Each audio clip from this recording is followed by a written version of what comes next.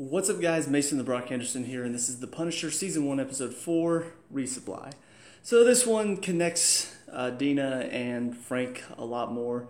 We finally see them meet each other for the first time at the end of the episode. She realizes he's still alive. So now we're probably going to get a bit more into Dina suspecting Frank for everything that's been going on. Probably trying to chase him down, but then by the end of the season realizing that he's not the main bad guy. He is just a bad guy trying to do something to stop another worse bad guy. So, yeah, it feels like that's kind of what it's setting up to. But anyway, let's get into this episode a little bit. Before we talk about that, I'm going to talk about the other thing that was going on. As I said in the last episode review, we have a lot more of Lewis coming through right now. I'm not really sure what his story is going to lead to. But after what happened with his dad nearly shooting him at the end of last episode, he decides to build a bunker in his backyard and start sleeping in it. Because apparently, he tells Curtis later, apparently he always sleeps well whenever he's sleeping in a bunker like this or, in difficult sleeping conditions. But whenever he's sleeping in a bed, that's when the nightmares get really bad.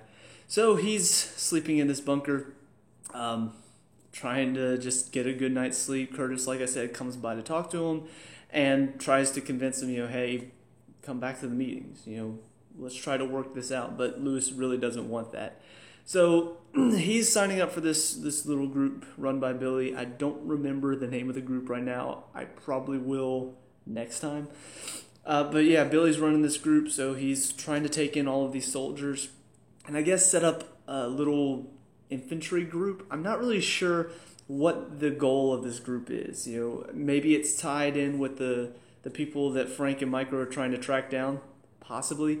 But I don't really think they ever told us what this group is for. It's just soldiers coming back from overseas. They can't handle a stable job because that's not what they're made for. That's not what they're good at.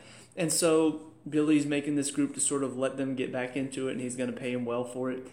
So, yeah, that's what Lewis is trying to do, but Curtis comes to talk to Billy and say, hey, look, he's not right in the head. You shouldn't have him in his group. You need to let him go.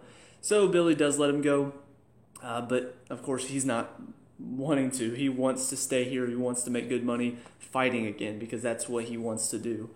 And ultimately he realizes that Curtis probably said something, and so whenever he's finally told to leave, he reluctantly leaves, but he just has this look. And I gotta say, he has nailed this sort of douchey, I'm gonna fight you look. That's the best way I can describe it. If you remember like those guys in high school that felt like they were all big and tough, and anytime they'd square up to somebody, they like purse their lips like. He has nailed that look because he gives it to Billy, and I'm just like, dude, I want to punch you in the face right now. Even though you're not even, it's not me you're talking to, I'm just like, God, that look. So yeah, it was a great look. But then we get into the rest of the episode, which is, of course, more focused on Frank and Dina and Micro. We do have a little bit of a scene between Frank and Micro's wife. He goes over because she's calling about the insurance on the car, and so he's going over and talking to her and talking to Micro's family a little bit. Just kind of, it's kind of weird because it almost feels like they're setting up that maybe there's going to be something between Frank and his wife. Or Micro's wife, and just like, why would he do that? Like, he knows Micro can see him through the camera. Like, he knows he's seen that, right? Or has he seen that? Maybe he doesn't realize that he has cameras all over his family. But, yeah, he goes in and he's being all nice and kind and just, helping out the daughter, fixing the sink, and just talking to the wife like, oh yeah, it's okay, I got this. Talking about Micro like, oh, I can't believe he left you here. What a horrible person. I don't know, it just feels like that's what they're setting up. I'm like, really? You're working with her husband right now and you're flirting with his wife? Come on, Frank. Like, this is not where your focus should be. But he says, if you ever need help, let me come over and fix your headlight.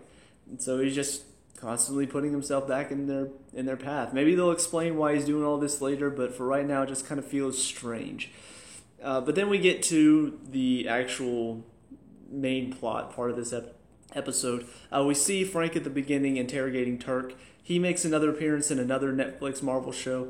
it's so funny to think that he was one of the first bad guys we met in season 1. You know, when Daredevil's taking out those shipment containers, he's there at the shipment containers, and Daredevil, you know, is fighting him and talking to him. And so now he's made his appearances, I think, through every single Marvel Netflix show except for maybe The Defenders, possibly. But I feel like he's appeared in every other season. I know he was in Luke Cage for a bit. I'm pretty sure he showed up in Iron Fist, and I'm not sure if he showed up in Jessica Jones. But here he is in The Punisher as well. He's working for, he calls them the Greeks, and he's supposed to be running guns, but he says, you know, there are no guns here. So Frank and Micro are trying to track down the guns, I assume because they need guns to take on the people they're trying to take down. That's the only thing I can think of, because it doesn't seem like the Greeks are tied in with the group at all that they're trying to track down. But they see Homeland Security and Agent Madani. They're trying to, I guess, arrest the guys and take the guns into custody. So they have a plan to take the guns before Homeland can get to them. And so there's like a fun little scene. You got Micro playing this loud music, so their comms are all down. You've got Frank jumping on the top of the truck and then taking the guys out and then grabbing a flamethrower out of the back and scaring away the 2 agents that open up the back door. And so now Micro's in the truck, Frank is in the car, and now they're driving away. And Agent Madani is there, and she manages to track him down. But Frank draws her away into a little bit of a car chase, and that was pretty fun as well. Until finally Frank seems like he's gotten away, and then all of a sudden there's this long road, and you see Agent Madani come around and face him. They're facing each other. I'm like, ooh, we got a game of chicken on our hands. So they're both revving their engines. They're driving at each other, getting closer, and then all of a sudden, out of nowhere, Micro comes in with the truck and takes out Dina's car. I'm just like, holy crap. That was intense. So yeah, you know, we saw in an earlier scene, Frank was talking to his wife and saying, whatever he was talking about with David leaving her and stuff. She's like, yeah, David, he never wanted to get his hands dirty. And so Frank, to inspire him to come along, is like, I guess is what she was talking about. You know, you don't like to get your hands dirty. And it inspired him to get out and help him out. And so he knocks her car, and Frank's like, what did you do? What did you do? He's like, I got my hands dirty. I got my hands dirty. I'm just like, yeah, you did. So Frank pulls her out of the car before it explodes. She sees him alive, like I said. Now she knows he's alive. Asks him if he killed Wolf. He's like, yeah, he was a dirty cop. Of course I did. So, like I said, probably going to lead to her trying to track Frank down, making him the main focus of the investigation. But yeah, so she's just left there broken and bruised on the side of the road while Frank drives away with the truck. Not really sure what's going to happen with her next. I assume, she's not going to die. In fact, the fact that the car blew up afterwards kind of proves that, yeah, she's not dead. She's just really, really hurt. But that's about it for this episode. Frank drives away with the guns. They both managed to escape. Dina's just sitting there like, holy crap, Frank's alive. I got to track him down now. And that's about it. It's a pretty fun episode overall. There's an interesting little scene where Frank goes into this dealership to get the car that they need for later. He goes through and kills all these people that are threatening, I guess, the owner of the car dealership. He tosses a fake grenade, or I don't know if it was a fake grenade or just a dud, but he tosses it, and then all of a sudden, like, the guy who's tied into the chair can see it, and all of a sudden he just starts pissing himself. And I'm just like, okay, so I guess that happened.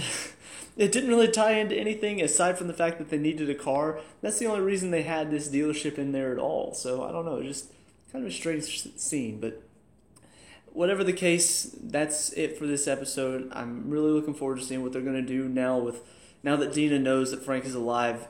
Is it going to go like I think, or are they going to start figuring things out that will sort of move the process along to where she doesn't even really suspect him? Because we've seen this before. In every single season, aside from Iron Fist, I would say, it feels like there's always this moment where they're suspected of something. They're expected of being the bad guy. And so now it's like, are we going to do this again? We already saw this in Luke Cage, I think. I don't know. It feels like we don't need to do this again, right? We don't need to go through this again. So let's not. We can skip over this, please. But we'll see what happens with it. Maybe they'll do something new and original with it. It's Marvel, so there's a good chance they might. But whatever the case, let me know what you guys think down in the comment section below. What were your thoughts on this episode? Let me know. We can talk about and discuss all that good stuff. Leave a like and subscribe for future Punisher reviews. I'll see you guys in the next one. Peace out.